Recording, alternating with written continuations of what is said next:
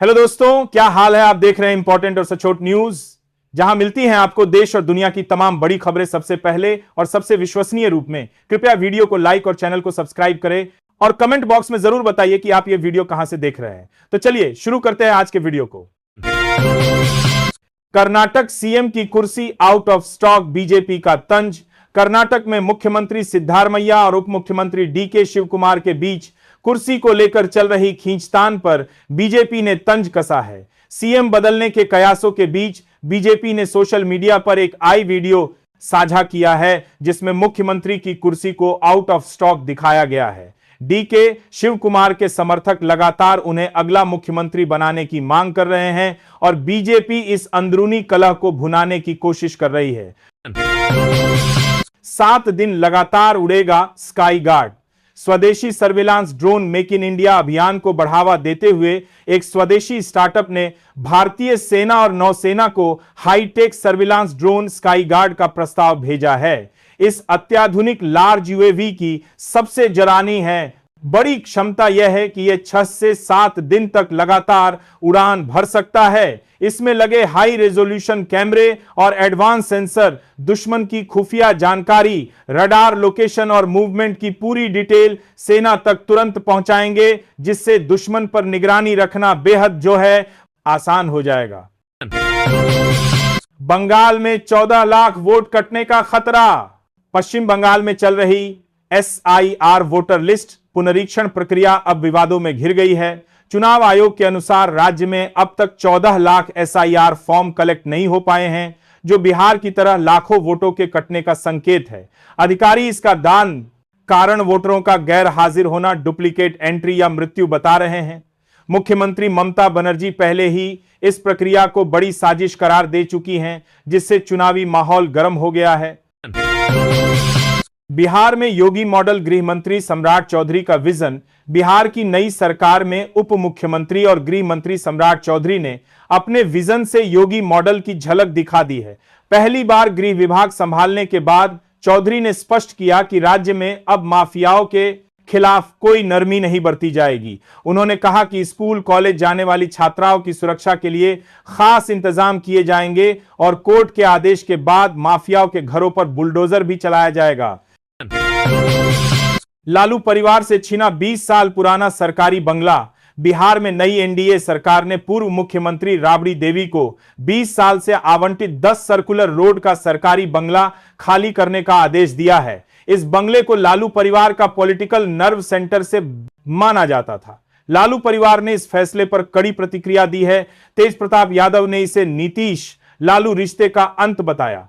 राजनीतिक गलियारों में चर्चा है कि इस बार के फैसले पर हालिया विधानसभा चुनावों में बीजेपी के मजबूत प्रभाव का असर दिख रहा है।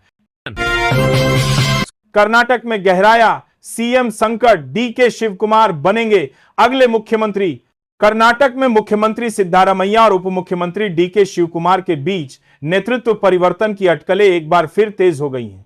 रामनगर के कांग्रेस विधायक इकबाल हुसैन ने बड़ा दावा करते हुए कहा है कि उन्हें 200% यकीन है कि डीके शिवकुमार जल्द ही कर्नाटक के मुख्यमंत्री बनेंगे। सरकार का आधा कार्यकाल पूरा होने के बाद कई कांग्रेस विधायक आलाकमान से मिलकर इस पर जल्द फैसला लेने की मांग कर रहे हैं, जिससे राज्य में सियासी संकट गहरा गया है। एमपी में अपराध पर सीएम की सख्ती, रायसेन एसपी अटैच टीआई हटाए गए। मध्य प्रदेश के मुख्यमंत्री डॉक्टर मोहन यादव ने राज्य में बढ़ती आपराधिक वारदातों पर सख्त नाराजगी जाहिर की है। पुलिस मुख्यालय में अचानक बैठक कर सीएम ने रायसेन में हुए अपराध पर त्वरित कार्रवाई करते हुए वहां के एसपी को अटैच कर दिया है। साथ ही मिसरोद थाना प्रभारी को भी तत्काल हटाने का निर्देश दिया गया है। सीएम यादव ने चेतावनी दी है कि पुलिस की किसी भी तरह की ढिलाई बर्दाश्त नहीं की जाएगी और अपराधियों पर कठोर कार्रवाई होनी चाहिए।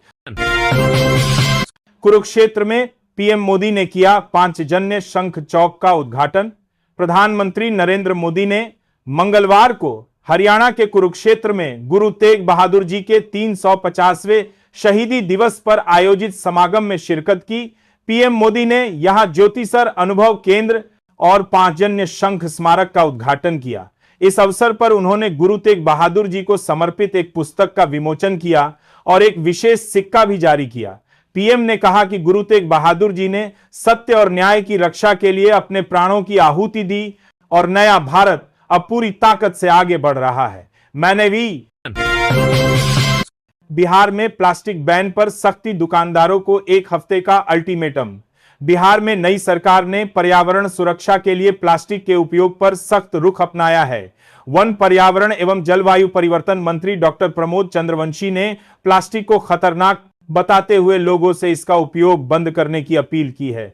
मंत्री ने दुकानदारों और उपभोक्ताओं को प्लास्टिक का उपयोग पूरी तरह से छोड़ने के लिए 1 सप्ताह का अल्टीमेटम दिया है। उन्होंने कहा कि 1 हफ्ते के बाद इस आदेश को सख्ती से लागू किया जाएगा। SIR पर ममता की ललकार, बीजेपी की नींव हिला दूंगी। पश्चिम बंगाल में चल रही SIR प्रक्रिया पर विवाद गहरा गया है। मुख्यमंत्री ममता बनर्जी ने इसके विरोध में रैली निकालकर बीजेपी पर जोरदार हमला बोला। उन्होंने खुली चुनौती देते हुए कहा, अगर बीजेपी ने मुझ पर हमले की कोशिश की तो मैं पूरे भारत में उसकी नींव हिला दूंगी। ममता ने आरोप लगाया कि बीजेपी राजनीतिक रूप से उन्हें हरा नहीं सकती और SIR का इस्तेमाल साजिश के तहत लाखों वोट काटने के लिए किया जा रहा है। पूर्व मुख्यमंत्री राबड़ी देवी को 20 साल पुराना 10 सर्कुलर रोड का सरकारी आवास खाली करने का नोटिस जारी होने पर लालू परिवार ने तीखी प्रतिक्रिया दी है। लालू प्रसाद की बेटी रोहिणी आचार्य ने सोशल मीडिया पर लिखा कि घर से तो निकाल देंगे, बिहार की जनता के दिल से कैसे निकालिएगा। उन्होंने नीतीश सरकार के इस फैसले को लालू प्रसाद यादव का अपमान बताया। राबड़ी देवी को अब 39 हार्डिंग रोड स्थित दूसरा आवास आवंटित किया गया है। MP में अपराध पर सीएम की सख्ती, रायसेन SP अटैच TI हटाए गए। मध्य प्रदेश के मुख्यमंत्री डॉक्टर मोहन यादव ने राज्य में बढ़ती आपराधिक। अयोध्या में 90 मिनट की गोपनीय बैठक, योगी और भागवत के बीच क्या हुई बात। राम मंदिर ध्वजारोहण के बीच अयोध्या में सीएम योगी आदित्यनाथ और RSS प्रमुख मोहन भागवत की बंद कमरे में करीब 90 मिनट तक मुलाकात हुई। यह गोपनीय बैठक साकेत निलयम स्थित संघ कार्यालय में हुई, जिससे राजनीतिक गलियारों में हलचल तेज है। सूत्रों के अनुसार इस चर्चा में 2027 विधानसभा चुनाव का ब्लूप्रिंट, संगठन, सरकार के बीच तालमेल और हिंदुत्व के साथ सामाजिक समरसता का संदेश देने की रणनीति प्रमुख रही। किसान आंदोलन के 5 साल, आज देशव्यापी विरोध प्रदर्शन। किसानों के दिल्ली मार्च के 5 साल पूरे होने पर आज संयुक्त किसान मोर्चा देश भर में विरोध प्रदर्शन कर रहा है। SKM आज राष्ट्रपति द्रौपदी मुर्मू को संबोधित एक ज्ञापन सौंपेगा। उनकी मुख्य मांगों में स्वामीनाथन आयोग के फॉर्मूले पर आधारित न्यूनतम समर्थन मूल्य की गारंटी का कानून बनाना शामिल है। इसके अलावा ज्ञापन में किसानों की कर्ज माफी, बुलडोजर राज और 4 लेबर कोड को रद्द करने जैसे मुद्दे भी उठाए गए हैं। बीजेपी सांसद का राहुल गांधी को निमंत्रण एकता मार्च में शामिल हो। गुजरात के वडोदरा से बीजेपी सांसद डॉक्टर हेमांग जोशी ने कांग्रेस नेता राहुल गांधी को एक खास निमंत्रण भेजा है। उन्होंने राहुल गांधी को सरदार वल्लभ भाई पटेल की 150वीं जयंती पर आयोजित एकता मार्च में शामिल होने के लिए पत्र लिखा है। यह मार्च 26 नवंबर से 6 दिसंबर तक आयोजित किया जा रहा है। जोशी ने आग्रह किया है कि राहुल गांधी इस मार्च में जुड़कर राष्ट्रीय एकता का संदेश दे, जिससे उन्हें राजनीतिक रूप से भी लाभ होगा। संविधान दिवस पर पीएम मोदी का पत्र, राष्ट्र निर्माण में सार्थक योगदान दे। संविधान दिवस के मौके पर प्रधानमंत्री नरेंद्र मोदी ने देशवासियों को एक पत्र लिखा है। उन्होंने 1949 में संविधान को अंगीकार करने के ऐतिहासिक दिन का स्मरण किया और बताया कि उनकी सरकार ने 2015 में ही इस दिन को संविधान दिवस घोषित किया था।